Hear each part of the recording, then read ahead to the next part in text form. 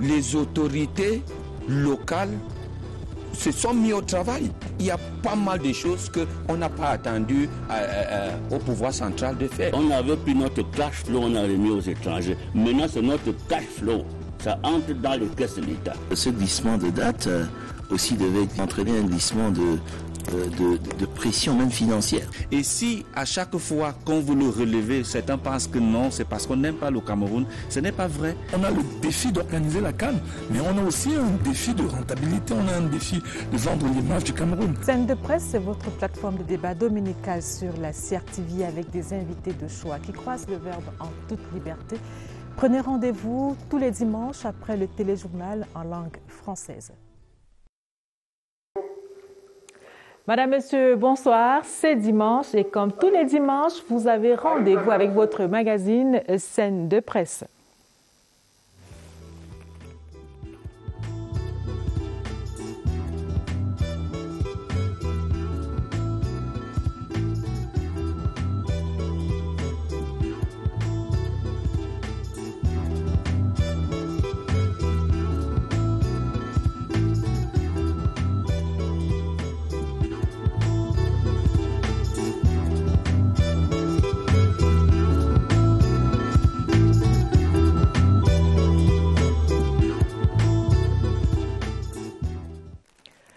Une fois de plus, bienvenue à cette édition de Scène de presse. Sur le plateau avec moi, le professeur Louis-Richard Ndjok, qui est le secrétaire général du ministère de la Santé publique. Bonsoir, professeur, et bienvenue.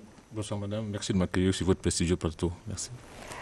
À ma gauche, Nathalie Mvogo, chef service société au poste national de la CRTV. C'est un plaisir de vous avoir à nouveau sur le plateau de Scène de presse. Bonsoir et bienvenue. Merci, Lucrèce. Avec vous, nous prolongeons l'évaluation de la riposte nationale contre le Covid-19 et ceci à la suite des rencontres tenues cette semaine par le ministre de la Santé publique, le docteur Manaouda Malachi, le ministre de la Santé publique qui avait également les oreilles tendues du côté de Douala et des Sanchou, Maga, Kaikai, Dorese et Nguéné, des villes et des villages qui ont subi la furie des eaux ces derniers jours suite aux pluies diluviennes qui s'y sont abattues. Le ministre de l'Administration territoriale, Paula Tangandji, a, au nom du président de la République, entamé une tournée de réconfort des victimes qui ont tout perdu ou presque dans ces inondations. Mais avant, parlons de santé et précisément de l'évaluation de la riposte contre le Covid-19 au Cameroun. Professeur, et commençons par ces chiffres. Quels commentaires vous suggèrent les dernières statistiques sur le Covid-19 au Cameroun? Bien, je pense qu'à l'analyse de ces chiffres-là, il y a lieu de se réjouir parce que nous constatons que le taux de mortalité est descendu à près de 2,1%, ce qui est remarquable puisque, souvenez-vous qu'on nous annonçait une hécatombe.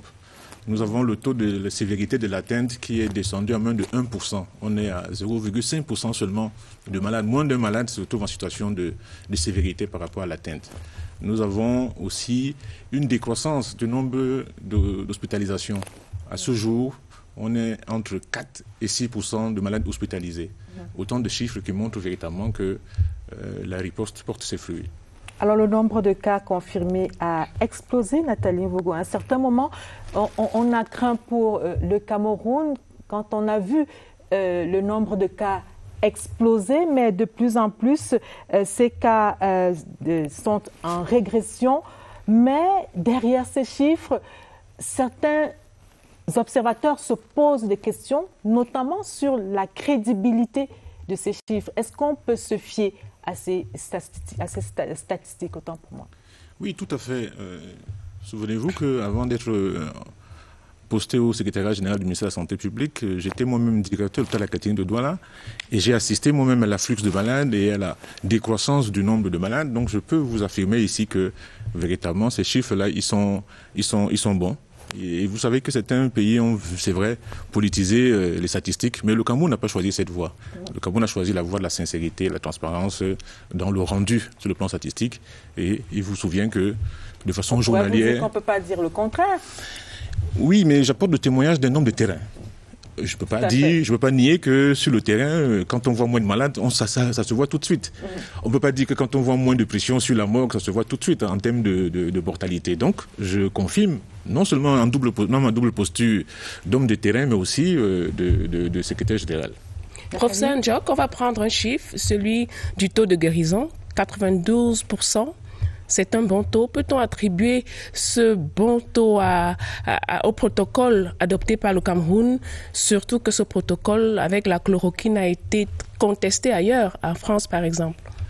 Alors, il faut savoir que le taux de guérison qui s'élève à 92% relève de plusieurs facteurs.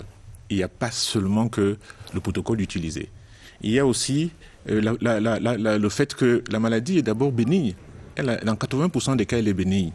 Et il y a aussi le fait que la précocité du dépistage va être un facteur favorisant sur le taux de guérison. Voyez-vous, si les malades sont vus tard à un stade sévère de la maladie, le stade sévère est grévé d'une forte mortalité. S'ils sont vus tôt et pris en charge tôt, le traitement va porter ses fruits. Donc il n'y a pas seulement que le protocole en lui-même, mais il y a tout un ensemble de facteurs, la sévérité de l'atteinte, la bénignité de la maladie, la précocité du dépistage, qui font qu'on arrive à ces scores-là.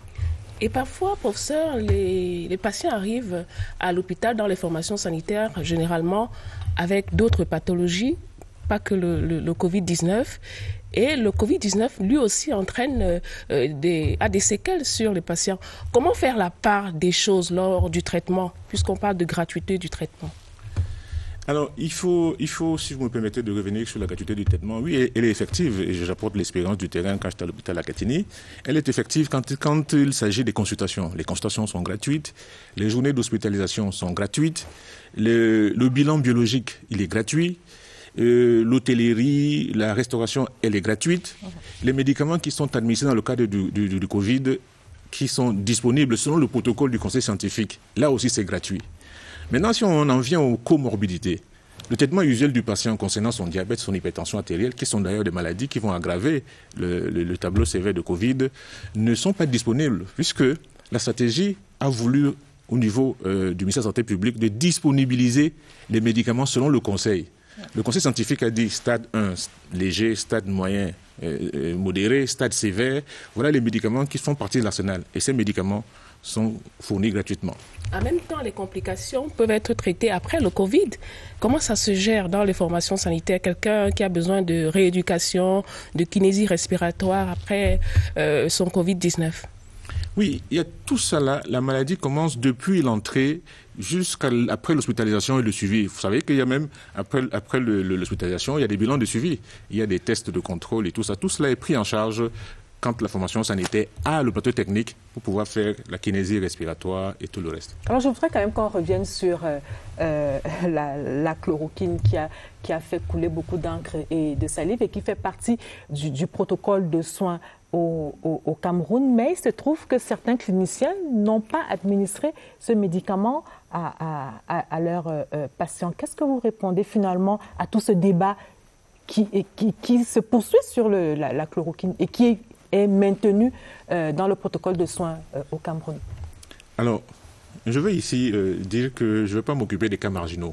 Les cliniciens qui, sur leur propre expérience, s'aventurent à faire autre chose que ce qui est défini dans le cadre du conseil scientifique, je ne peux pas en répondre. Mais seulement, nous avons, au niveau du conseil scientifique, accepté et mis en exergue le protocole mettant en place la chloroquine. Maintenant, celui qui sort de ce conseil scientifique, de cette recommandation, il est un petit peu en porte-à-faux avec la démarche camerounaise par rapport à la prise en charge de la maladie. Alors, si on revenait quelque peu sur l'évolution et la situation de la maladie au Cameroun, le réalisateur va nous permettre de voir à nouveau quelques éléments d'information, notamment sur le classement du Cameroun par rapport aux autres pays en termes de riposte contre le Covid-19 au moment où la maladie repart dans d'autres pays. Alors je voudrais bien qu'on voit ce classement du Cameroun que notre invité va apprécier, la place que le Cameroun occupe dans ce tableau. On va certainement y revenir. Alors, le Covid-19 repart. Voilà le tableau là. Parmi les pays africains, vous voyez bien la place que le Cameroun occupe. Le nombre de cas que nous avons au Cameroun, c'était le 18 août dernier. Qu'est-ce qu'il y a derrière ces chiffres-là, ce chiffre du Cameroun? Eh bien, je pense qu'il y a lieu de s'en réjouir quand même, parce que le Cameroun tient bon. Et je pense que cela n'est pas le fruit du hasard. Cela est bien le résultat d'une riposte savamment orchestrée depuis le leadership au sommet de l'État, mise en œuvre par le ministre-chef du gouvernement, opérationnalisée par le ministre de la Santé publique. Donc tout cela a donné des résultats que nous pouvons aujourd'hui trouver d'acceptables. Alors Nathalie Mvogo parlait tantôt de la prise en charge médicamenteuse et gratuite, mais à côté il y a les ressources humaines, professeur. On s'est bien rendu compte durant les premières semaines, les premiers mois de cette crise sanitaire que le personnel n'était pas totalement prêt et que ça a pu constituer quelques-uns les ratés de cette riposte au début de la crise. Qu'est-ce qu'il en est aujourd'hui? Est-ce qu'on a commencé à former le personnel?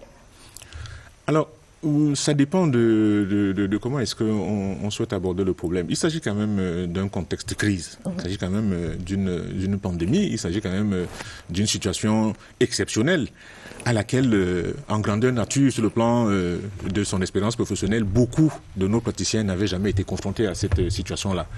Et donc, on a, dans le plan de préparation, on n'est pas toujours suffisamment préparé. On a quand même senti que le personnel avait été préparé à la riposte. Mais à un moment donné, c'est comme dans un match de football. Au début du match, il y a des rondes d'observation, on doit monter en puissance, et puis on est monté très rapidement en puissance, et on a pu maîtriser et avoir les résultats que nous avons eus. Mais la formation s'est faite concomitamment. Vous voyez le maillage du sol. La maladie commence à entrer par Yaoundé, Douala, et pendant ce temps-là, la riposte va être plus efficace dans certaines contrées parce que concomitamment, pendant qu'on gère, on forme en même temps. Donc la formation n'a pas été simplement d'un seul coup. Elle a commencé, elle se continue même encore, la formation, elle se continue. Est-ce que les résultats sont documentés? Est-ce qu'il y a des registres dans lesquels on consigne les différentes phases de la maladie et surtout les différentes phases de la riposte? Absolument, absolument, parce que Depuis le début ou on vient de commencer le document? Depuis le début. Il y a tout un système informatisé qui a été mis en place et que nous appelons le DIS2, qui essaye de répertorier tous les cas. Donc tous les cas sont documentés et les informations nécessaires sont archivées, et même pas à la main, même pas dans les registres, mais selon un système et un modèle informatisé. On va reparler de la prise en charge. Elle est gratuite, on le sait, mais elle a un coût tout de même. Qui paye l'addition? Il faut bien le faire savoir à nos confrères camerounais. Voyez-vous, quand vous avez accès à un test de dépistage qui est gratuit, il faut savoir qu'il a été importé, il a été acheté quelque part. Quand vous avez accès à un test PCR au laboratoire, il a un coût. Ça a été importé et acheté dans un contexte de fermeture des frontières. Et quand vous allez dans un hôpital, que vous avez de l'oxygène gratuitement, que vous avez un repas, tout cela a un coût. Alors aujourd'hui, il est difficile de chiffrer tout cela. Mais je peux vous donner un petit exemple de ma petite expérience quand j'étais à l'hôpital de la Quintini. Quand on s'est rendu compte de la facturation au titre de la gratuité, on était à 100 millions. Donc si vous multipliez avec les autres hôpitaux et centres, ça donne des chiffres qui sont faramineux. Mais cela, c'était pour essayer d'aider les Camerounais à sortir du maquis pour pouvoir arriver à l'hôpital, se faire dépister, se faire traiter et maîtriser l'épidémie. Alors, parlons de l'aspect psychologique, professeur. On a eu l'impression à un moment donné que l'aspect psychologique a été quelque peu mis de côté, qu'il a constitué le ventre mou de cette riposte. Je ne peux pas vous laisser dire ça parce que je suis médecin et un médecin ne peut pas laisser la psychologie de côté. On n'en a peut-être pas suffisamment parlé, mais la psychologie était au cœur de la prise en charge parce que voyez-vous, si vous avez perdu un parent et que vous-même vous avez été contaminé, vous êtes malade et qu'il a été intégré dans les conditions que vous savez, dans le couloir à la mort, l'assistance psychologique, elle est de mise. Voyez-vous, ce personnel-là dont on parle, parfois ils étaient formés, mais parfois ils étaient frileux à l'idée de se faire contaminer. Le coaching psychologique était de mise, voyez-vous. Les centres d'appel étaient là aussi pour écouter les plaintes et pouvoir accompagner les patients. Et il y avait des consultations psychologiques. Parce que c'était important, la stigmatisation dans les familles. Oui. Dans les quartiers. C'est extrêmement important et fait partie du volet sensibilisation. Du volet sensibilisation, vous avez que vous participez aussi de la sensibilisation. Donc on a dit, le message était de ne pas stigmatiser ces patients-là, parce que tout compte fait, 80% de guérison dans un syndrome grippal, il n'y a vraiment pas lieu de s'affoler. Nous allons marquer un premier arrêt dans cette édition de Scène de presse. On l'a dit à l'entame de cette émission, le ministre de la Santé publique a donc initié des rencontres d'évaluation de la riposte camerounaise contre le Covid-19 et nous allons l'écouter dans quelques instants. Il est en focus dans cette édition de Scène de presse.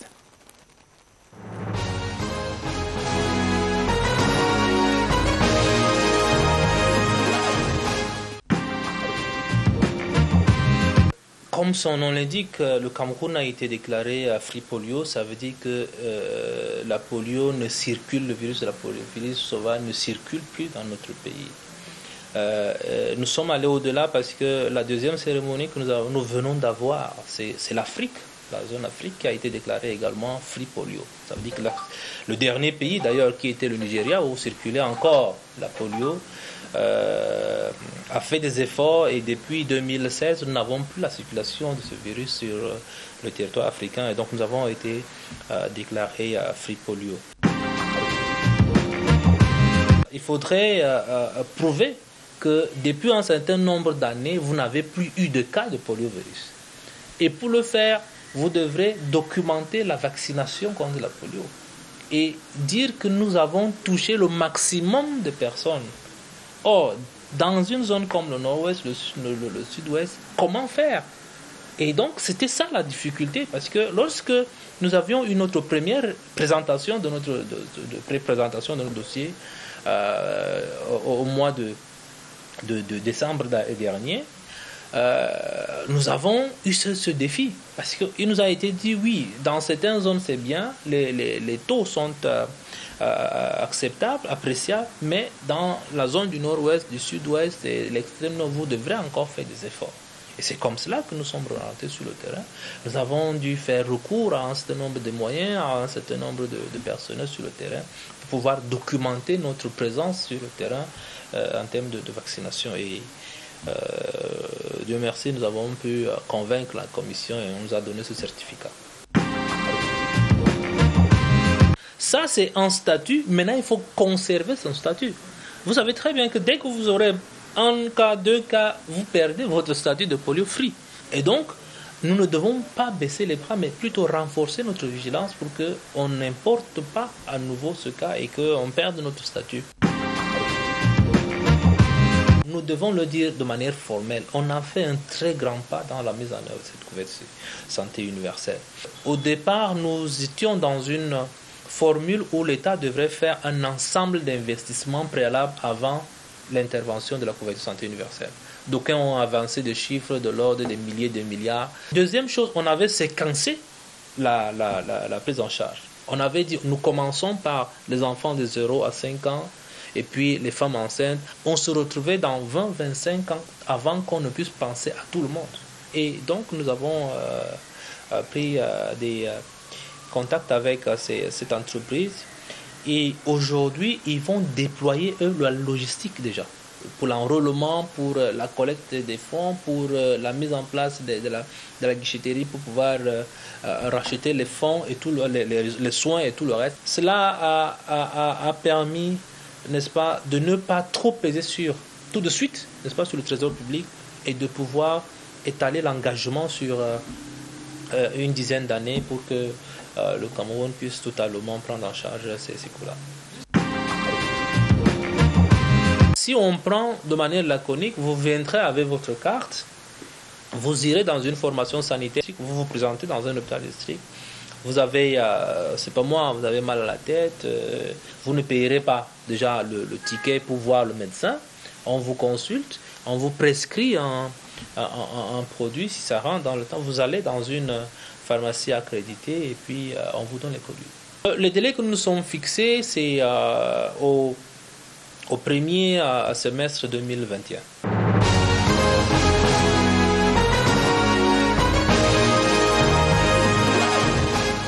Le gouvernement camerounais qui est donc là sur tous les fronts pour préserver la santé des Camerounais. On vient d'écouter là le ministre de la Santé publique en focus dans cette édition de scène de presse. Il nous parlait donc du Cameroun qui est désormais zone free polio et de la couverture santé universelle pour laquelle un projet a été donc, une convention a donc été signée cette semaine. Revenons sur le plateau et continuons de parler de l'évaluation de la riposte nationale contre le Covid-19. Le Cameroun a consenti beaucoup d'investissements pour permettre que cette riposte soit crédible, fiable, mais surtout efficace. Parlons à présent donc de ces investissements, professeur. De votre point de vue, quels sont les investissements qui parlent le plus aujourd'hui et qui pourraient servir après?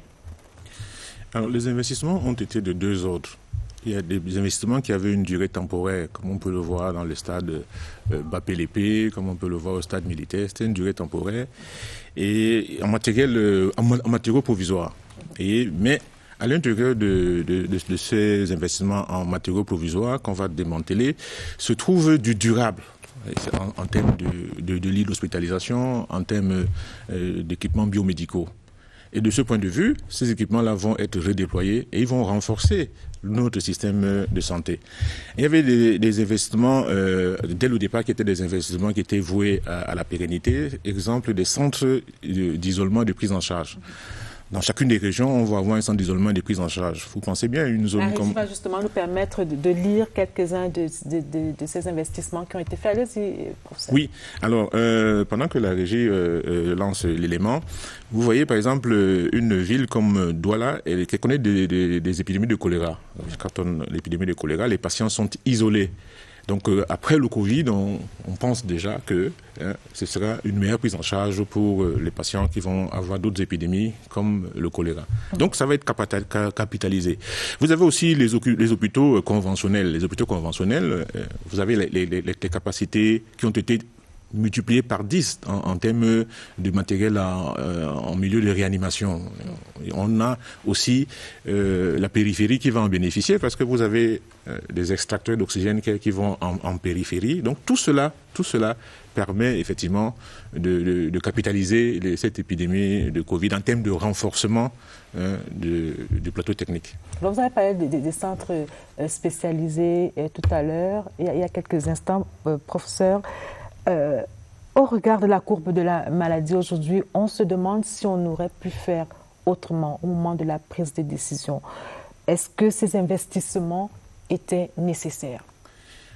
Faire autrement, je me demande comment on pouvait faire autrement, puisqu'il s'agissait de rassurer les Camerounais sur notre capacité à pouvoir résorber l'afflux de malades.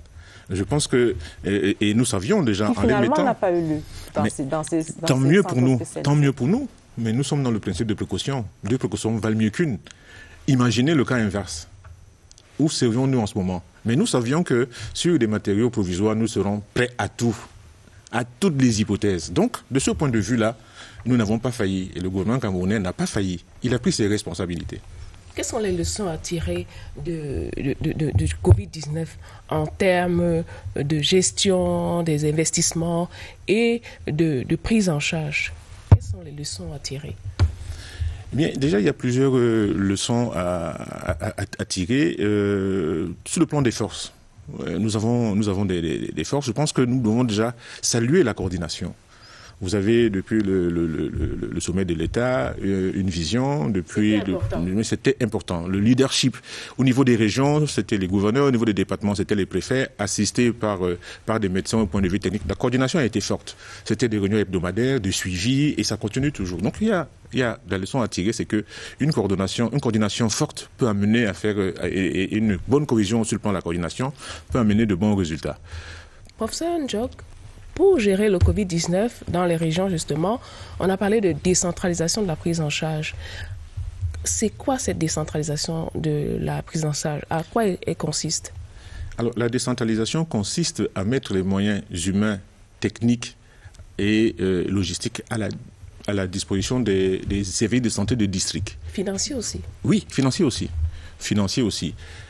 sur le plan financier, au dernier pointage, c'était pas moins de 10 millions de francs CFA qui étaient arrivés dans chaque service santé des districts pour rendre opérationnels les actions de mobilisation sociale, les stratégies avancées vers les écoles, les marchés, non pas seulement les stratégies fixes. Dans la décentralisation, donc, sous le leadership du préfet, les équipes constituées d'une part par le médecin de santé publique, que nous appelons le chef de service santé des districts, et le médecin hospitalier, qui est le médecin de l'hôpital des districts, faisaient du dépistage, faisaient de la prise en charge des cas.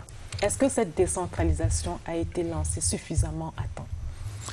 Alors, oui, on peut toujours épiloguer sur le suffisamment à temps. Mais voyez-vous, les frontières étaient fermées. Les frontières étaient fermées. Pour manipuler les virus, il y a un préalable. Il y a un préalable sur le plan de la biosécurité. Parce que j'ai souvent entendu dire que le Centre Pasteur avait centralisé le dépistage. Il fallait monter en puissance. Il y a des préalables à remplir, il y a des contraintes techniques à remplir qui font que on ne peut pas faire plus vite que le souhaiterait le milieu extra-hospitalier. On est obligé de respecter ces contraintes-là. Il faut s'équiper, capaciter le personnel pour pouvoir faire les tests biologiques. Finalement, mais en attendant, plusieurs laboratoires. Finalement, au jour d'aujourd'hui, nous avons 15 laboratoires qui peuvent faire la même chose que le Centre Pasteur à l'époque, quand on démarrait sur le plan épidémique. Vous voyez, c'est une avancée majeure. Localisés dans toutes les régions. 9 régions sur 10 sont couvertes. Alors, on va parler du test, le test de dépistage qui est important pour le traitement du Covid-19. Comment se font les tests en région? Est-ce qu'ils ont la même fiabilité que les tests qui sont faits au Centre Pasteur? On a parlé du PCR. Alors, nous avons deux types de tests. Vous avez les tests de diagnostic rapide et vous avez les tests qui se font en laboratoire, les PCR. Mais les deux tests sont fiables parce qu'ils vont quantifier la présence du virus. L'avantage des tests de diagnostic rapide, c'est que vous avez le résultat dans une quinzaine de minutes. Et ça, c'est les mêmes tests qui sont faits partout sur l'ensemble du territoire. Mais en cas de doute, avec la suspicion clinique est forte, vous avez vu que 9 régions sur 10 ont des laboratoires de référence qui font la même chose au Centre Pasteur. Alors les prélèvements sont acheminés à ce laboratoire-là. Alors on a parlé justement, vous parlez du Centre Pasteur tout à l'heure, et l'un des reproches qu'on fait au ministère de la Santé, ou alors ce qu'on considère comme un point noir de la riposte nationale contre le Covid-19, c'est justement cette centralisation des tests du Covid au début, pendant les premiers mois de la crise. Nous sommes là dans la décentralisation, et cette centralisation a quand même eu des effets sur le diagnostic, notamment en termes de retard. Alors, moi, je vous ai expliqué les contraintes techniques. Il se trouvait qu'à l'époque du début de l'épidémie, le Centre Pasteur était seul capable d'avoir la biosécurité et les techniques et les ressources humaines nécessaires pour pouvoir faire ces tests-là. Mais si, pendant que le nombre de malades augmente et les capacités de résorption en laboratoire ne suivent pas, on serait véritablement dans les problèmes. Mais nous avons suivi. Et au jour d'aujourd'hui, nous pouvons relever que nous avons 15 centres qui font la même chose que le Centre Pasteur en termes de dépistage, rien que du Covid, et c'est exceptionnel. Maintenant, nous allons passer la parole aux journalistes qui évaluent eux aussi la riposte nationale contre le Covid-19. Et c'est dans la rubrique édito.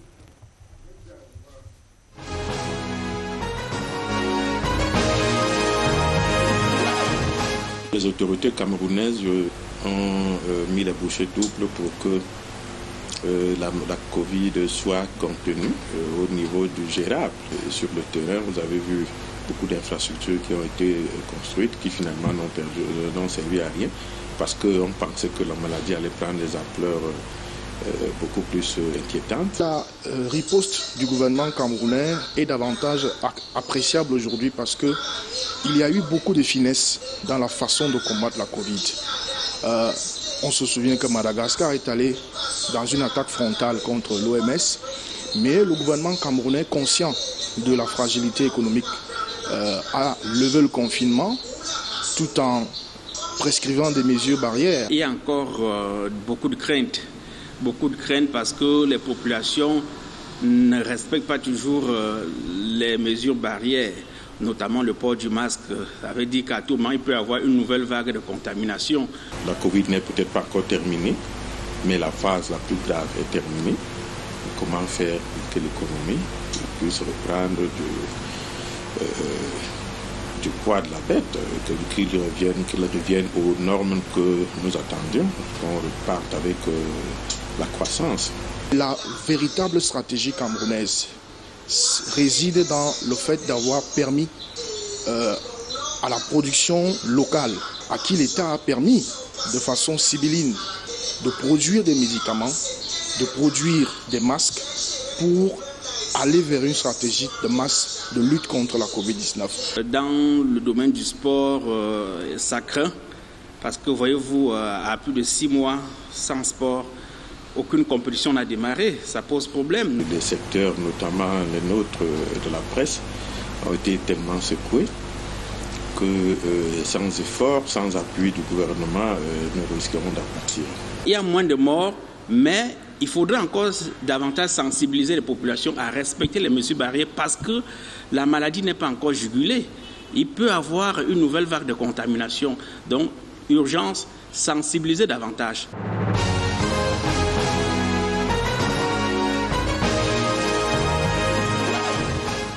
Nous continuons d'évaluer la riposte nationale contre le Covid-19 et nous parlons maintenant de la médecine, de l'apport de la médecine traditionnelle. Professeur, le Conseil scientifique des urgences de santé publique s'est réuni le 14 août dernier et il atteste au terme de cette rencontre qu'aucun traitement relevant de la médecine traditionnelle n'a apporté la preuve de son efficacité et n'a été approuvé par le Conseil scientifique. Or, on se souvient bien qu'il y a eu des rapprochements, on va le dire ainsi, entre le ministère de la Santé publique et certains praticiens. Comment se fait-il qu'aujourd'hui, le Conseil scientifique atteste que aucun traitement venant de la médecine traditionnelle n'est efficace contre le Covid-19, alors même que certains praticiens affirment que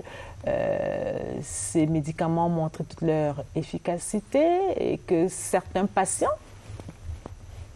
apportent la preuve qu'ils ont retrouvé la guérison grâce à ces produits. Oui, alors sur le plan de la médecine traditionnelle, le Conseil scientifique a statué. Le Conseil scientifique ne pouvait pas statuer simplement sur la présomption d'efficacité basée sur les allégations des promoteurs. Le Conseil scientifique a besoin d'un dossier beaucoup plus étoffé que cela. Et bien plus, le Conseil scientifique est un organe sérieux avec des éminences grises pour lesquelles j'ai particulièrement beaucoup de respect, a préconisé qu'un accompagnement se fasse pour que nous puissions voir si véritablement ces traitements sont efficaces et d'en faire des médicaments traditionnels améliorés et surtout d'apporter la preuve qu'il y a une innocuité. Parce qu'il ne s'agit pas simplement d'être efficace, il faut aussi ne pas avoir d'effets délétères sur les organes nobles de l'organisme. Donc de ce point de vue, moi je retiens que la médecine traditionnelle refait surface, elle refait surface et il va falloir véritablement s'en occuper, non seulement sur le plan législatif, mais aussi sur le plan de l'accompagnement pour que la pharmacopée traditionnelle puisse être revalorisée. Mais je dois vous dire que la médecine traditionnelle aussi a un facteur croyance qui n'est pas scientifiquement objectivable, mais qui est tout aussi noble. Et donc de ce point de vue-là, nous avons besoin au niveau du conseil scientifique d'avoir des faits qui sont probants, d'avoir des preuves.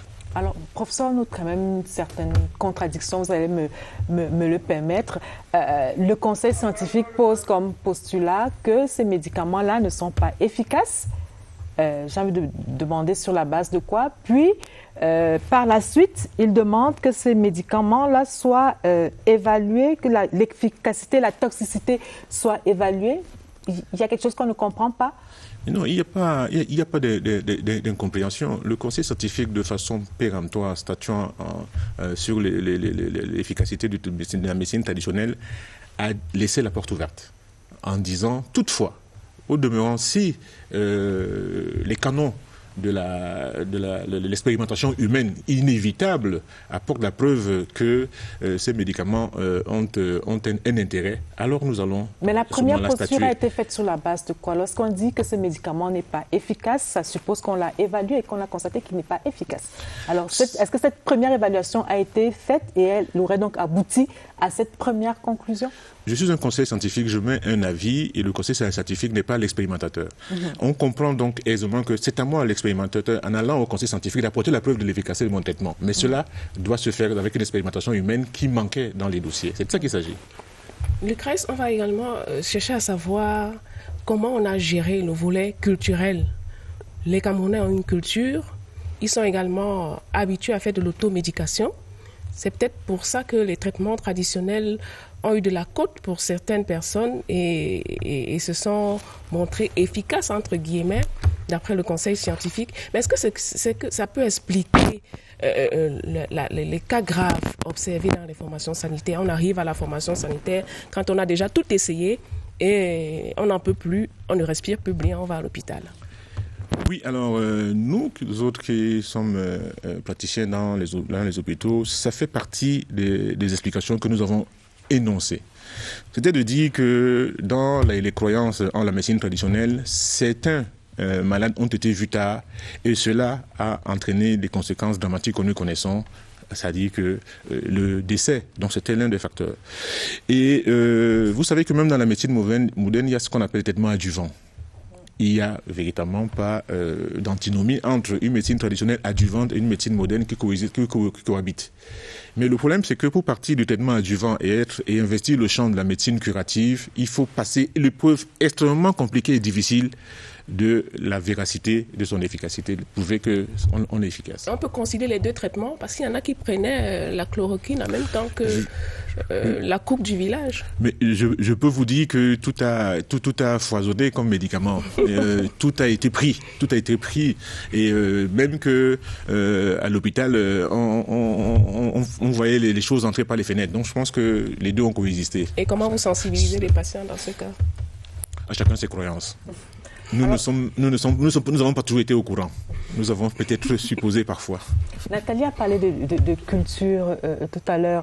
Et on a le sentiment aujourd'hui que la gestion des corps de Covid a quelque peu entaché la riposte nationale contre le Covid-19. C'est une opinion... C'était trop traumatisant de se séparer qui est répandue. Qu'est-ce que vous... Aussi brutalement. Répondez? Alors, en situation exceptionnelle, mesure exceptionnelle. Nous savons tous combien nous sommes attachés à ce mécanisme de deuil. Donc, voyez-vous, c'était la mort dans l'âme que, sur le plan scientifique, le gouvernement a été amené à prendre ces mesures-là. Mais ce sont des mesures préventives. Donc c'est vrai que ça a heurté un peu la culture, mais je pense que si on avait fait autrement, on aurait eu des deuils où à la phase de croissance de la maladie, où les gens allaient laisser tomber les mesures barrières, les gens dans les deuils allaient dans les églises. On aurait eu, je pense, probablement, on aurait eu l'effet inverse de ce qu'il fallait respecter les cultures. Alors, professeur, on va entrer dans la 4e phase de la riposte. Et le docteur Georges-Alain Etoundi-Mbala, directeur de la lutte contre la maladie, disait cette semaine, pour un retour à la normale, il nous faudra aller puiser dans nos réserves de solidarité. L'objectif ici étant de retrouver la confiance indispensable pour envoyer les enfants à l'école, la sérénité de sortir à nouveau de nos maisons pour vaquer à nos différentes activités. Professeur, 4e phase, ça suppose la rentrée scolaire, ça suppose la CAN, ça suppose le CHAN. Quels sont les défis de cette 4e phase? Oui, donc nous sommes interpellés sur l'élaboration des protocoles au niveau déjà de la reprise du championnat avant la CHAN de 2021. Il va falloir que la vie reprenne son cours. Nous sommes interpellés sur la rédaction des protocoles et la codification et l'encadrement de la rentrée scolaire, la rentrée universitaire. Nous sommes interpellés aussi par rapport à cette 4e phase, par rapport au poste de santé aux frontières. Il faut protocoliser l'arrivée des voyageurs au niveau des postes de santé frontières. Qu'est-ce qui va être fait en matière de désinfection? Qu'est-ce qui va être fait en matière de tests? Et tout cela doit être codifié. Et donc, le ministère de la Santé publique a passé déjà un contrat avec une société Medibest, Meditest, autant pour moi, pour la gestion des tests et des portillons au niveau des aéroports. Donc, renforcer le dispositif au niveau des points de santé, des services de santé aux frontières, comme on peut le voir sur les frontières terrestres à Gauraboula et tout le reste. Donc tout cela fait partie de la 4e phase sur laquelle nous devons travailler. C'est entendu, professeur, les populations de Maga, d'Oreisse, Guéné, Douala, Edea et Santchou ont subi la furie des eaux cette semaine. Laurence Okalia nous en présente quelques clichés. C'est en zooming dans cette édition de Scène de presse.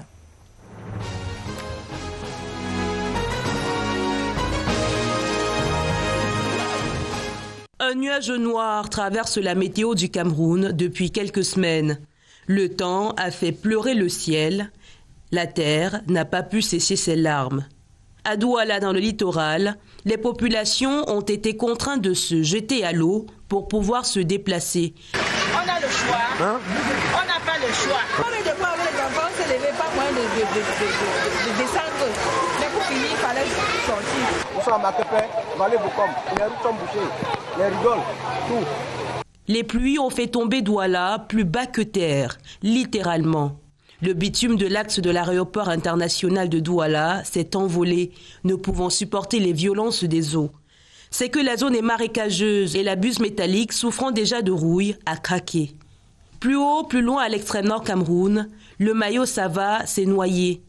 La terre avec laquelle les populations ont construit des maisons a rejoint son état de nature, laissant ainsi plus de 50 familles sans abri. Les plantations ont aussi eu mal à leurs racines. Elles avaient besoin d'eau, certes, mais pas à flot. Si la saison pluvieuse est pointée du doigt, les mauvais canaux de construction de la route Tokombéré-Dagla l'est aussi. Santchou, à l'ouest Cameroun, et Sisiakwata, dans le nord-ouest, ont aussi été forcés de plonger. Sur l'étendue du territoire national, les dégâts matériels sont importants, mais les autorités sont à pied d'œuvre. Dame Nature n'entend pas les cris de détresse. Le réseau est certainement brouillé par le mauvais temps. On espère c'est un appel qui ne va pas tomber. Allô ?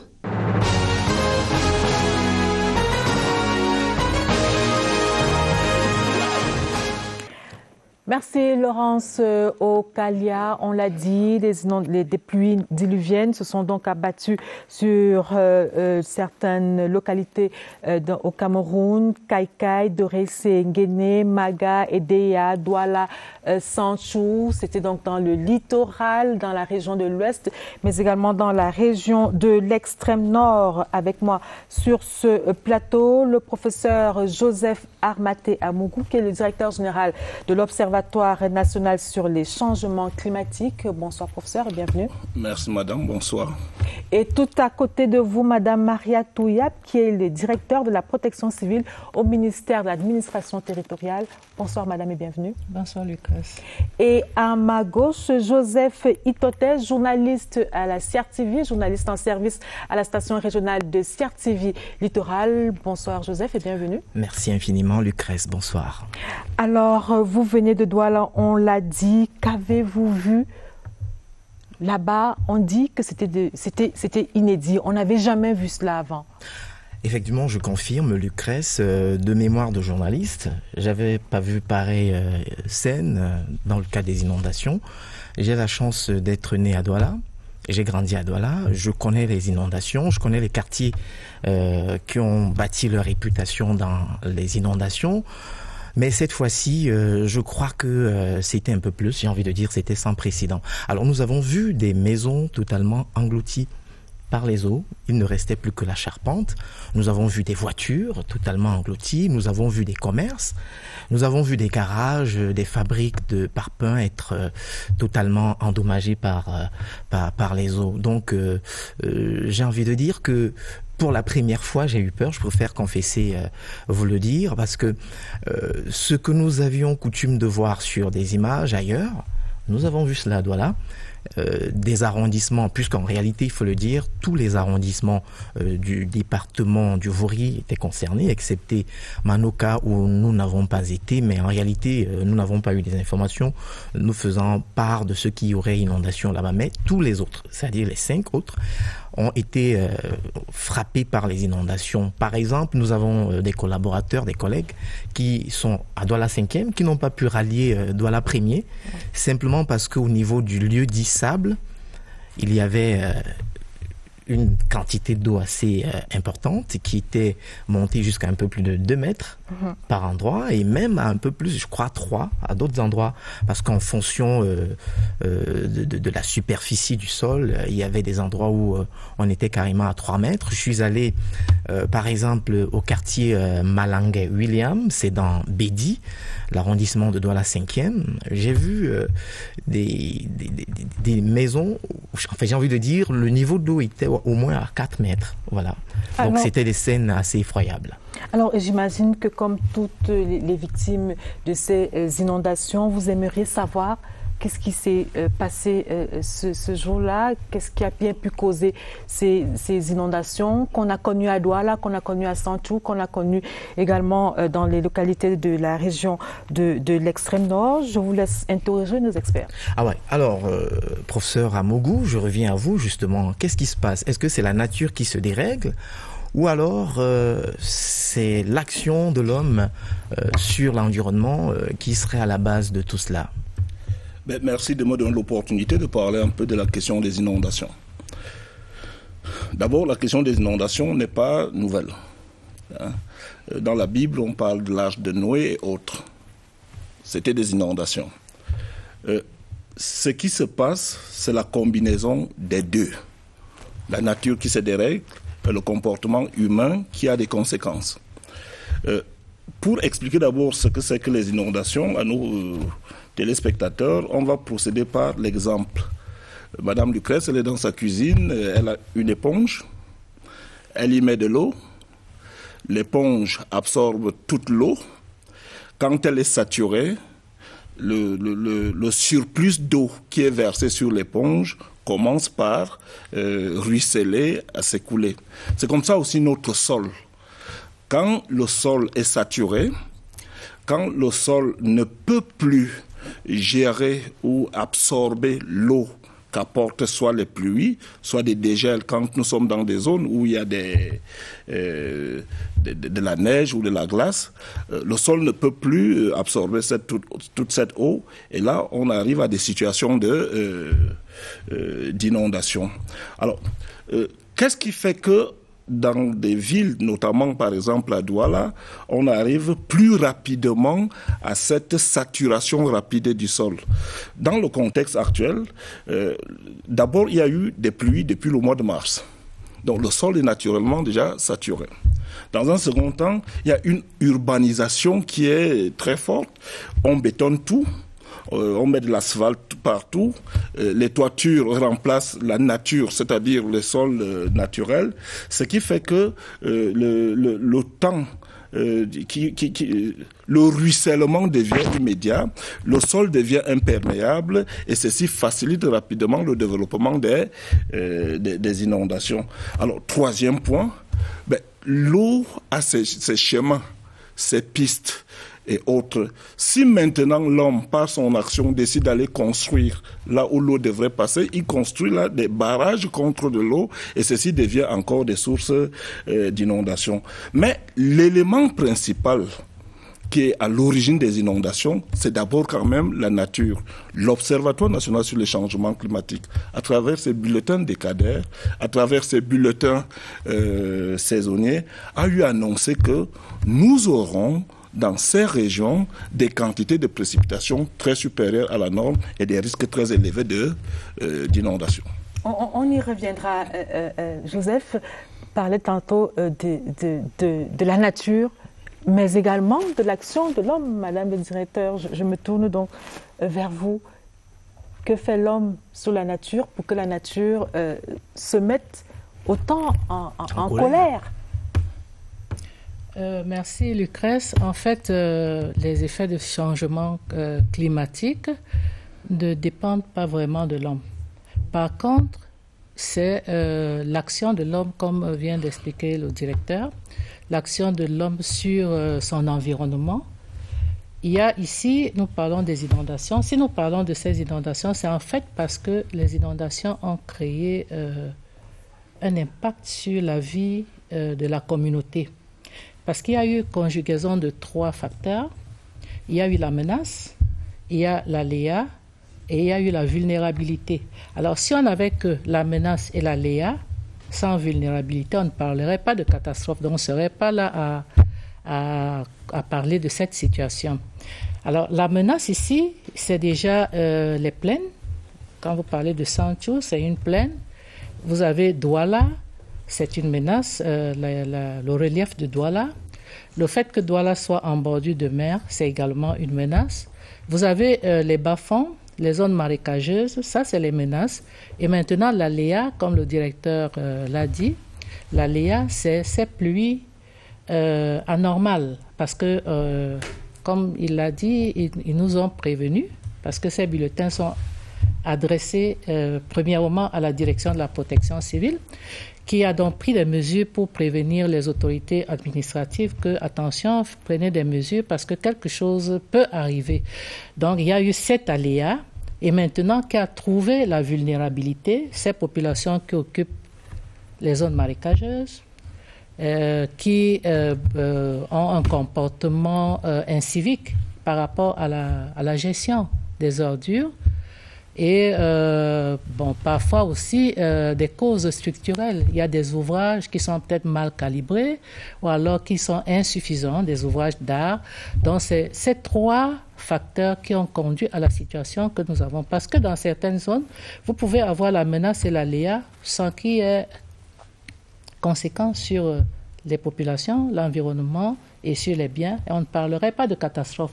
Donc là, ce serait un phénomène naturel, normal.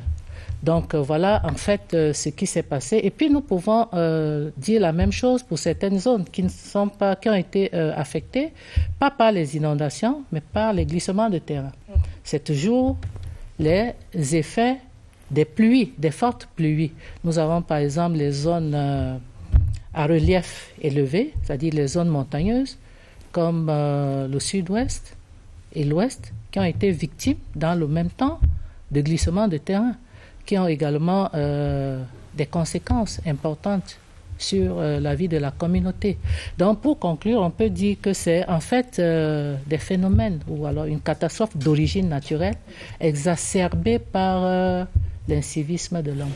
Alors vous avez parlé tantôt de l'alerte que vous avez reçue de l'Observatoire. Oui, alors quel est le dispositif qui a été mis en place, autant pour prévenir que pour assister les victimes? Oui, justement, nous recevons depuis quelques années les bulletins qui viennent de l'ONAC. Et cette fois-ci, les bulletins ont quand même attiré notre attention. Les fortes pluies annoncées avec des risques d'inondation, de glissement de terrain et même des températures très basses. Alors nous, en tant que structure de protection civile, avec mission de protéger les personnes, les biens et l'environnement, nous avons donc édité des bulletins également en direction de ceux qui sont responsables dans les régions de la protection des biens, des personnes et de l'environnement sur les mesures à prendre. Donc, notamment le prépositionnement de matériel d'intervention, le prépositionnement des produits d'assistance de première nécessité et également la sensibilisation parce que dans certaines régions, on n'en parle pas beaucoup, où les températures sont très basses, les populations ont souvent tendance à utiliser du charbon pour se réchauffer. Ça aussi, ça a des risques et parfois on a des gens qui meurent et qui meurent de façon silencieuse, on n'en parle pas, parfois on accuse un parent, on dit que c'est une mort par sorcellerie, alors que c'est un phénomène scientifique qu'on peut expliquer. Donc tout cela, nous avons attiré l'attention des autorités administratives sur des mesures à prendre pour faire face. Alors on pourrait se poser la question de savoir si le message est parvenu au niveau des populations. Est-ce que vous avez eu le sentiment que les populations étaient surprises par les eaux? Oui, tout à fait. Les populations étaient surprises. La chance que nous avons eue dans ces inondations, c'est qu'elles se sont déroulées en journée. Parce que la pluie a commencé, pour ceux qui étaient attentifs, autour de 3h30, 4h. Les eaux ont commencé à monter autour de 6h30, 7h. Et à 7h30, 8h, c'était plus possible de bouger. Si c'était en pleine nuit, je suis sûr que ce serait très grave parce que heureusement, il n'y a pas eu de perte en vie humaine. On n'en a pas eu, mais je présume que si c'était la nuit, alors ce serait le cas. Parce qu'on a vu carrément des familles être coincées en laissant dans les eaux leur appareil électroménager, leurs meubles et tout.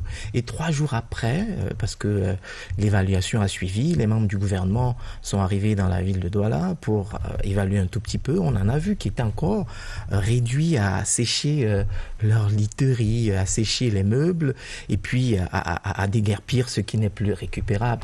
Et je crois que les populations ont été surprises. Et pourtant, les médias ont fait quand même le travail qu'il fallait faire en annonçant ces inondations, parce que ça c'est ce qu'il faut dire. On a annoncé ces inondations. Vous avez relayé le message nous avons de relayé l'Observatoire. le message. Sauf que maintenant, c'est vrai que la météo et tout ça, c'est une science pas très exacte. Il y a une deuxième vague. Il y a une deuxième vague qui a été annoncée, qui n'a pas encore eu lieu. Mais sauf que les Camerounais, les populations qui prenaient peur commencent à prendre en grippe ces prévisions en se disant mais vous avez annoncé la marée haute, voilà qu'elle n'est pas là. Bon, bref, pour revenir à la question, Lucrèce, les populations ont été surprises.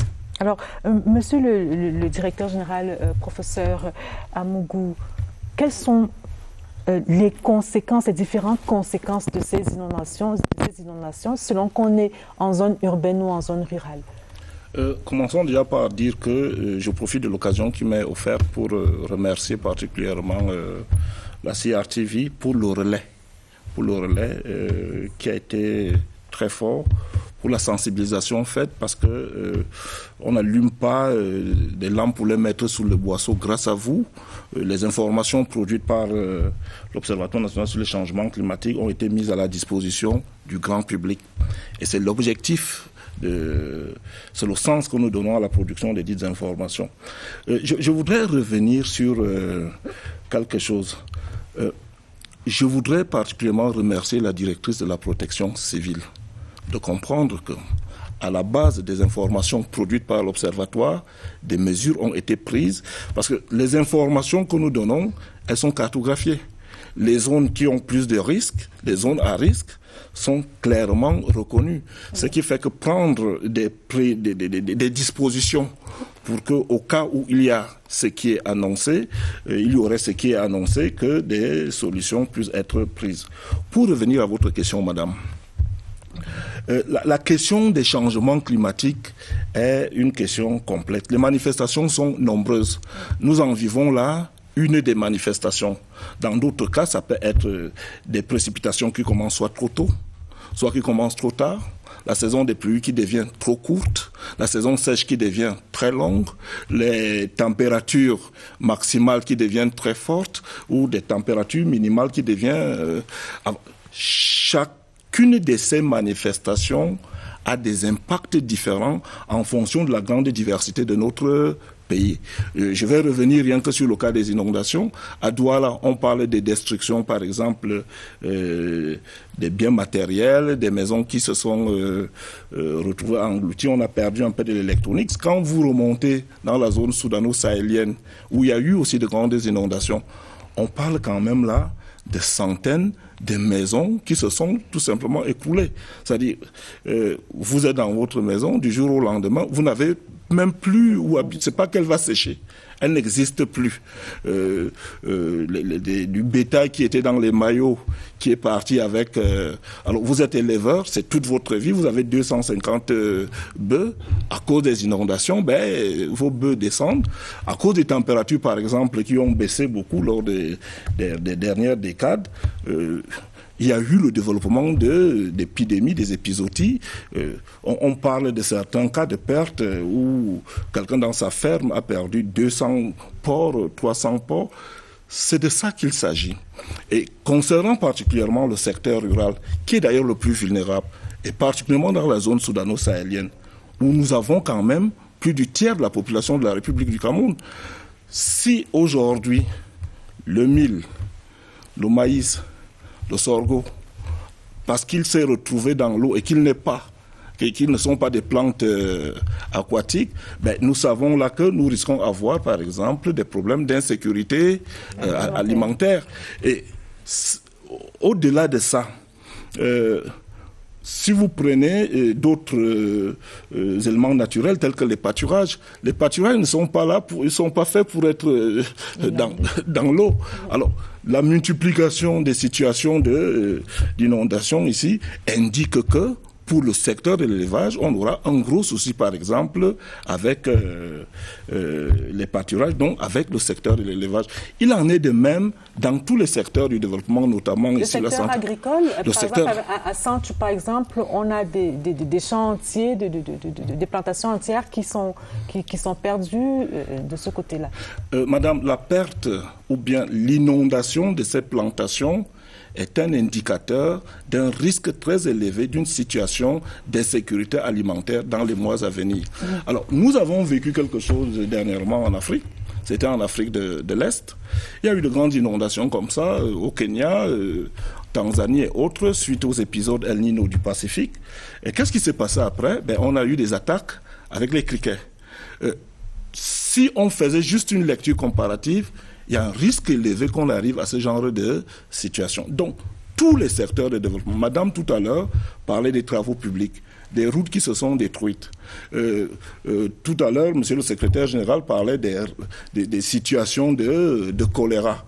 Voilà tous les facteurs qui conduisent au développement d'un certain nombre d'épidémies, notamment le choléra. Donc, les informations que l'on a produites servent essentiellement à tirer l'attention afin qu'on prenne des dispositions et réduire les impacts des situations. Parce que nous, on ne peut pas arrêter l'inondation, on ne peut pas arrêter la pluie, mais on peut annoncer que cela va arriver et que cela risque d'avoir des impacts pour la santé, pour l'agriculture, pour l'élevage, pour les travaux publics, pour ne citer que cela. Alors Joseph, peut-être que c'est le moment de reparler de ces déguerpissements et de ces recasements qui... Peut-être qu'avant d'y arriver, moi je voudrais poser une question assez pertinente, je sais pas, à Madame le directeur de la protection civile. On a l'impression que les populations continuent de rester dans les zones inconstructibles. Au vu et au su de tout le monde, la protection civile n'en parle pas parce que les lits des drains ou des zones marécageuses sont carrément occupés par des personnes qui parfois réussissent même à obtenir des permis de bâtir dans des zones inconstructibles. Ça ne se comprend pas, Madame le directeur. Oui, merci. J'allais justement rebondir sur votre intervention disant que les populations étaient surprises. Je vous dirais que non. Surprise parce qu'elles ne croient pas aux conseils, aux mesures édictées par les pouvoirs publics. Sinon, ces gens savent pertinemment qu'ils occupent des zones dangereuses, des zones à risque. Je dirais, en 2016, nous avons consacré la célébration de toute une journée de prévention des risques de catastrophe à Douala.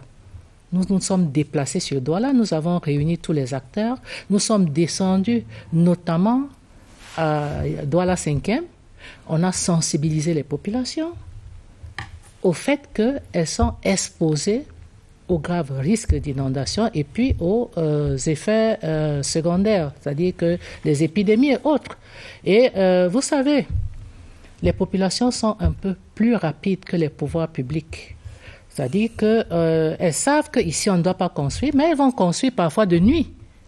Et puis, vous savez, les pouvoirs publics... On qu'une maison ne se construit pas en un jour, madame. Ils construisent la nuit, ils construisent la nuit et rapidement.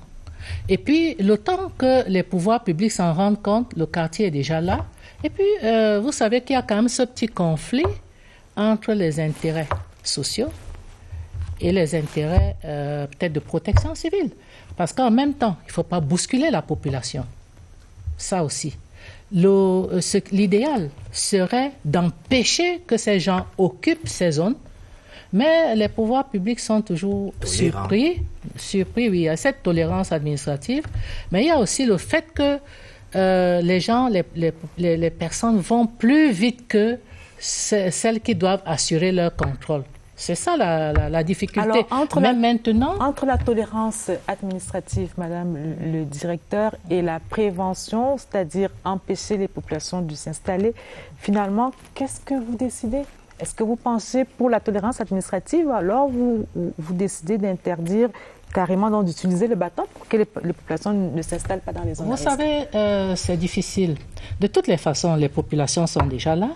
Alors, ce que les pouvoirs publics font maintenant, c'est de faire attention pour que d'autres zones non constructibles soient occupées maintenant et de prendre des mesures pour déguerpir, parce que c'est l'une des mesures que le ministre de l'administration territoriale, lors de sa descente à Douala, a prise. Déguerpir les populations, mais voir où les recaser, parce que c'est quand même des Camerounais. Il faut donc déjà identifier des zones de recasement avant de les faire partir. Et puis maintenant, prendre des mesures pour que de telles situations n'arrivent plus. Alors vous parlez des recasements justement, Madame le Directeur. Il se trouve que dans certaines localités, le gouvernement a justement mis à la disposition des populations des sites de recasement qui ne veulent pas, et ces populations n'acceptent pas de regagner ces sites de recasement-là. Qu'est-ce qu'on fait? Tout à fait, on va être obligé d'utiliser le bâton. C'est le cas justement, nous avons vu une communauté comme ça à Edea, parce que le ministre de l'administration, sur très haute instruction du chef de l'État, est descendu et a parcouru toutes les zones qui étaient sinistrées dans la partie sud et se projette maintenant pour la partie septentrionale. Donc nous sommes passés par Edea et à Edea, on a vu une communauté qui a été indemnisée et qui devait partir, mais qui ne part pas et qui après se retourne vers les pouvoirs publics. Qu'est-ce que nous faisons? Mais en fait, c'est ça, c'est que c'est le devoir des pouvoirs publics d'encadrer les populations, et c'est pour ça qu'on essaye de polir, d'arrondir les bouts, de ne pas bousculer les gens, mais je crois que le temps est venu pour qu'on le fasse. Alors, vous parlez des hautes instructions du chef de l'État. Ces hautes instructions ont également amené le ministre de l'administration territoriale sur le terrain, qui est allé apporter le réconfort du président de la République aux victimes de ces inondations. Paul Atangandji, le ministre de l'administration territoriale, est en focus dans cette édition de Scène de presse.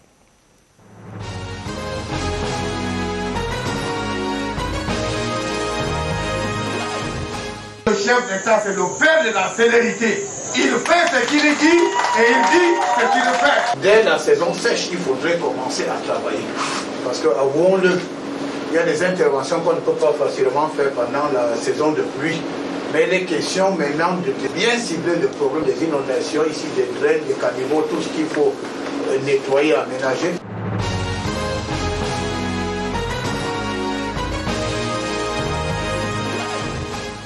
Joseph Itoté, peut-être qu'on va encore parler de cette, je ne sais pas si on parler d'insouciance des populations qui ne veulent pas partir de ces zones à risque, peut-être aussi parce qu'elles n'ont pas le choix. Bon, peut-être pas parce qu'elles n'ont pas le choix. Vous savez, il y a des quartiers à Douala où il vaut mieux vivre, il vaut mieux habiter, même si c'est dans des conditions parfois... C'est-à-dire c'est-à-dire qu'il y en a qui pensent qu'il faut être à Daido, il faut être à Akwa, il faut être à Bonanjo, il faut tout faire pour avoir un lopin de terre de ce côté-là, parce que ce sont des zones favorables à certaines activités, peut-être un peu le commerce, on est proche du centre administratif et tout. Donc les gens s'efforcent d'avoir des lopins de terre là-bas. Il y en a même qui jouent les vendeurs, carrément. Ils savent que c'est des zones inconstructibles, mais ils réussissent à jongler et à vendre. Mais autre chose que nous avons constaté, c'est que, je ne sais pas si d'autres personnes ont fait le même constat, parce que nous sommes descendus sur le terrain, Lucrèce. Les zones, parce que le plan de drainage fluvial de Douala a permis quand même à certains quartiers comme Bipanda de ne pas vivre les inondations comme par le passé. Mais sauf que, ce que j'ai pu constater, c'est que dans les zones où il y avait des ouvrages d'art, c'est dans ces deux zones qu'il y a eu, enfin c'est de part et d'autre qu'il y a eu montée des eaux, simplement parce que les eaux partent en amont et arrivent au niveau des ouvrages, et elles sont un tout petit peu déviées par les matières plastiques, les ordures ménagères qu'on déverse dans les drains. Conséquence, il se forme une sorte d'entonnoir à cet endroit. Alors, nous avons constaté cela à Malanga William, c'est un quartier de Bédi, dans la 5e, où il y a un ouvrage d'art et puis c'est autour de cet ouvrage d'art qu'il y a inondation.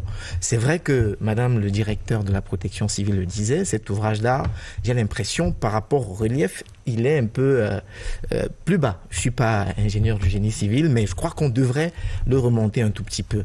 Autre chose, au niveau de sable, il y a eu inondation à Sable et surtout à partir de l'ouvrage d'art. Il y a un premier pont, il y a un deuxième qui est très surélevé, et lui il est très bien, mais celui qui est plus bas était obstrué par les bouteilles, des déchets plastiques, et l'eau ne pouvait donc pas circuler et est ressortie. Alors, je peux prendre des exemples comme ça. Il en est de même pour Grand Moulin, c'est-à-dire au niveau de Nudaïdo, où il y a eu des inondations au niveau d'un ouvrage d'art. Donc, ce qu'il faut surtout relever, c'est que les populations ne se rendent pas compte de ce qu'elles font elles-mêmes. Elles déversent en amont des bouteilles plastiques, les ordures ménagères, et elles pensent qu'elles le font très bien. Mais sauf que ces ordures vont encombrer la circulation des eaux au niveau des ouvrages d'art et ne permettent plus le passage.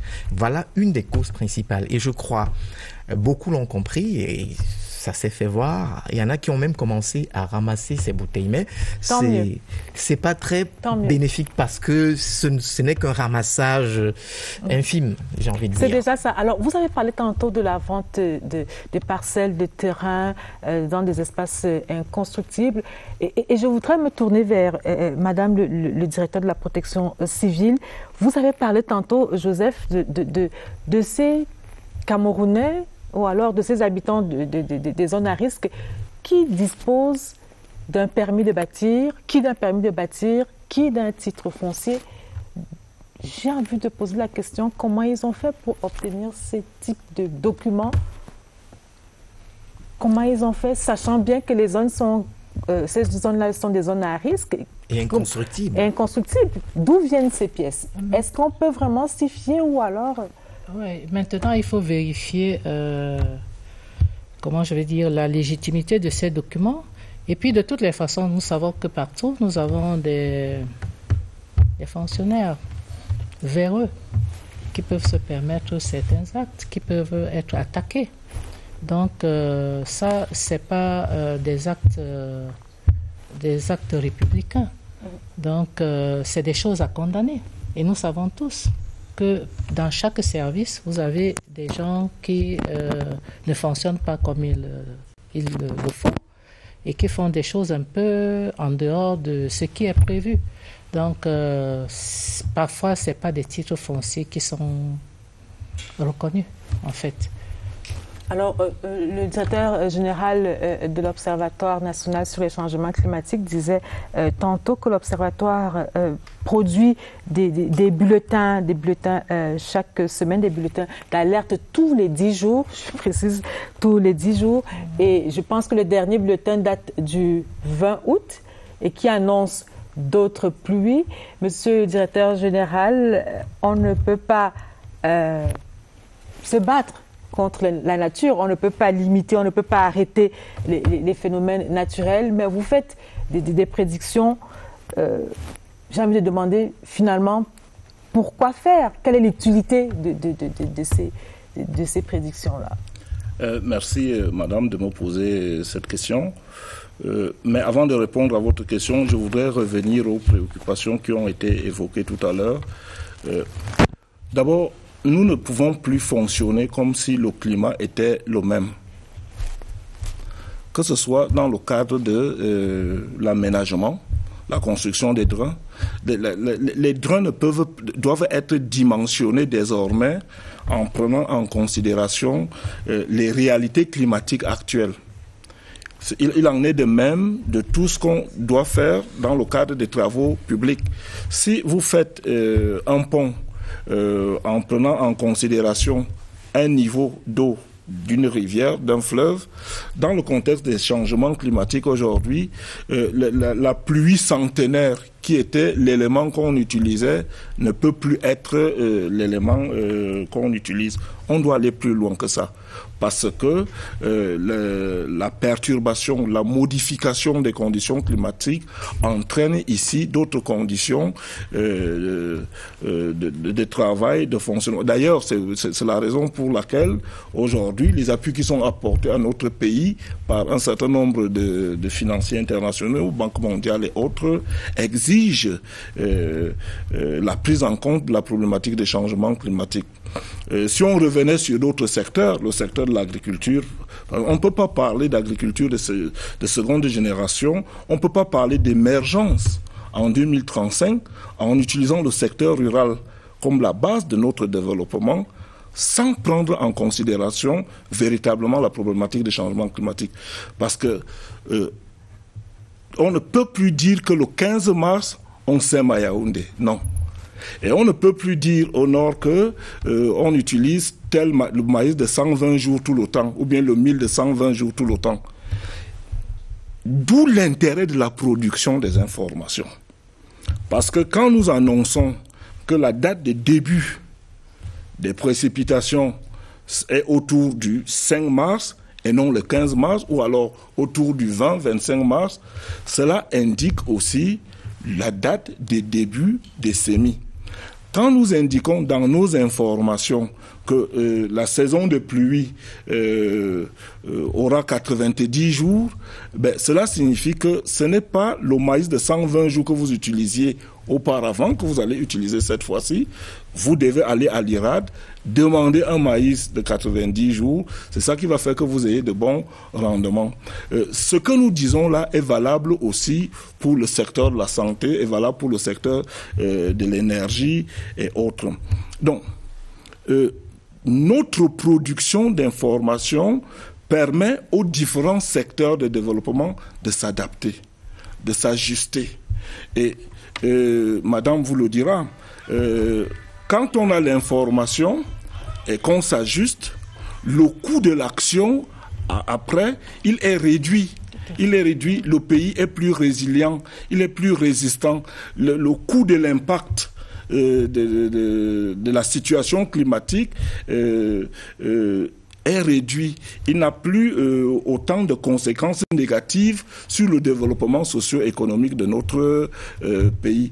Voilà tout l'enjeu, tout l'intérêt de la production des informations que nous faisons tous les 10 jours.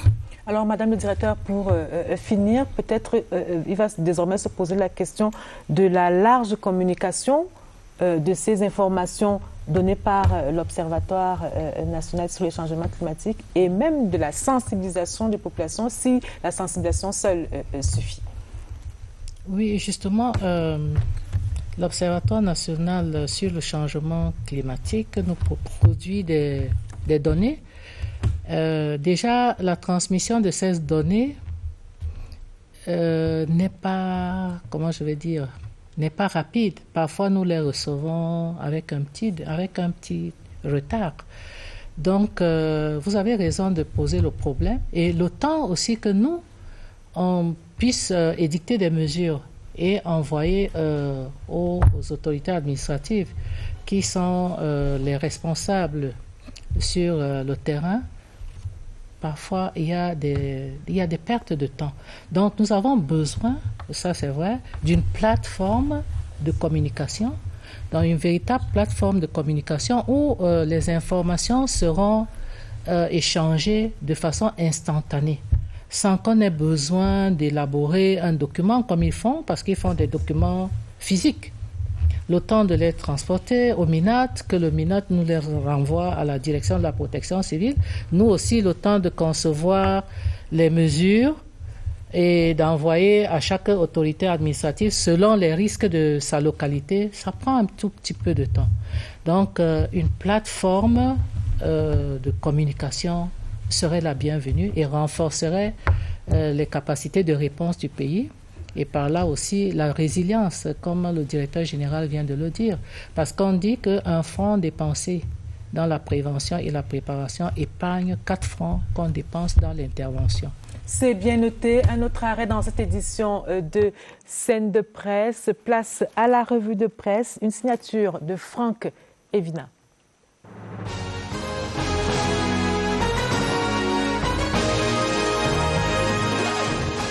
Le chef de l'État aux côtés des victimes des inondations.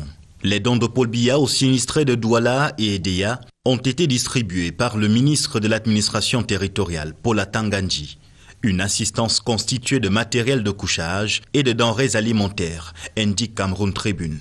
Même geste de réconfort à Santou, où 185 ménages ont été inondés, d'après le jour. Sale temps pour ces familles, mutation présente le sinistre en visage.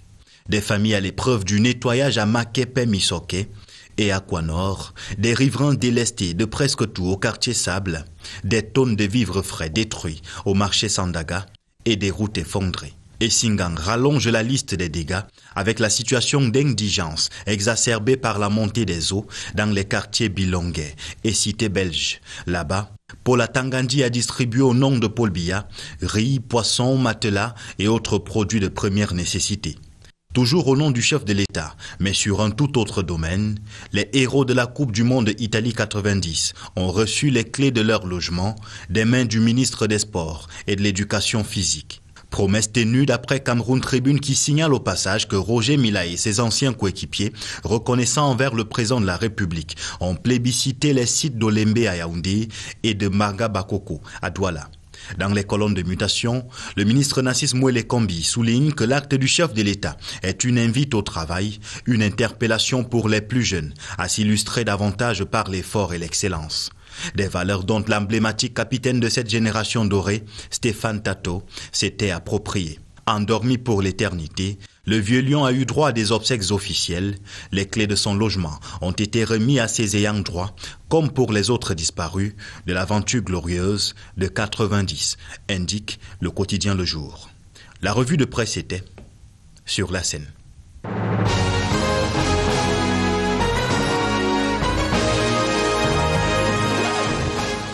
Merci Franck Evina et nous retrouvons tout de suite Daniel Menanga pour les unes du lundi. Bonsoir Daniel. Bonsoir Lucrèce, bonsoir à vos invités, chers téléspectateurs, bonsoir. On ouvre cette revue des unes avec la sonnette d'alarme tirée par Mutation, année scolaire 2020-2021. Le point d'interrogation en plein préparatif pour Mutation, le système de mi-temps envisagé par le gouvernement pour prémunir les élèves contre le coronavirus est porteur d'incertitudes synthétisées en page 11. L'économie report s'intéresse à la conjoncture qui s'impose à la Sodecotton. Il y a urgence d'une modernisation, l'édification de nouvelles usines impératives et la mise à niveau de l'existant indispensable, à lire dans les colonnes du journal de Thierry Ekouti. Ce que propose l'entreprise Géocoton. Ecomatin évalue les comptes du ministère des Travaux publics sur l'autoroute Yaoundé-Douala. Discordance sur le point des montants d'avancement financier avec un écart de 23 milliards de francs CFA. Remarque le journal d'Émile Fidiec. Enquête à lire dans le 361e numéro d'Ecomatin.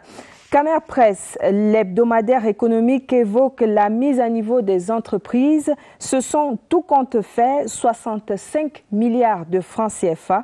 C'est le document, la source, c'est le document de stratégie pour les 3 prochaines années présenté par la directrice du bureau de mise à niveau, Chantal Elombat Mbede à Kribi lors d'un séminaire d'impréhension des journalistes. Cameroun Tribune prolonge la compréhension sur la couverture santé universelle. La machine est lancée avec la signature d'un contrat de partenariat public-privé jeudi dernier. La mise en place de ce système qui vise la facilitation et l'amélioration des soins aborde sa phase concrète.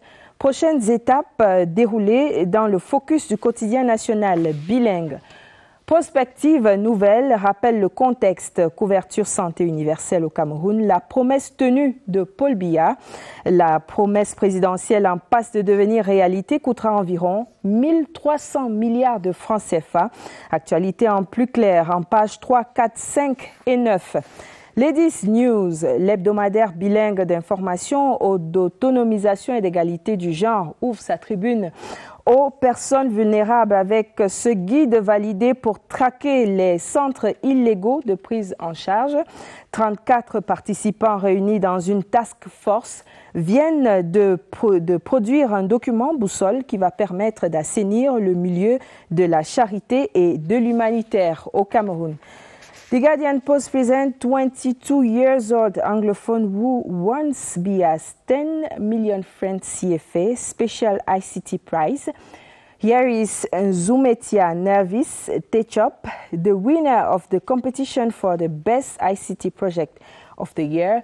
Zumetia, who hails from Southwest region, was crowned victor of the competition at the end of the second edition of the ICT Innovation Week, an initiative of the Ministry of Post and Telecommunications.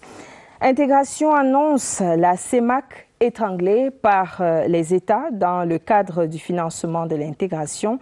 Pour preuve, sur un budget de 86 milliards de francs CFA pour l'année 2020, les États membres ont versé 14 milliards 5 millions de francs CFA de contributions sur 6 mois de fonctionnement.